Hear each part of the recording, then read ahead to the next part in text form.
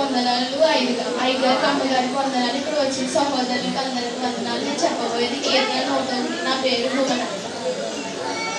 నేను కృపను గురించి నా గురించి పాడేదాను. యెహోవాను నీ కీర్తించదు, నిర్దుష్ట మార్గంలో వివేకంగా ప్రవర్తించదు. నీవెప్పుడు నా ఎద్దకు వచ్చేది, నా ఇంట అర్థ హృదయంతో నడుచుకుంటున్నాను.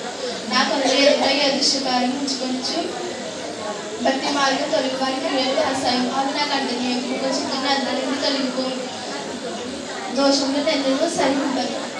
తమ పొరుగు వారి చాటును దూషించే వారిని నేను సహింపను. అహంకార దృష్టి గల వారిని, గర్వించి హృదయం గల వారిని నేను సహింపను. నా ఎదుట నివసించినట్లు దేశంలో నమ్మకస్తుల వారిని నేను కనిపెడుచున్నాను. నిర్దిష్ట మార్గంలో నడిచేవారు నాకు పరిచయం. మోసం చేయవాడు నా ఇంట నిలబడదు, అబద్ధమాడువాడు నా కనుల ఎదుట నిలబడు.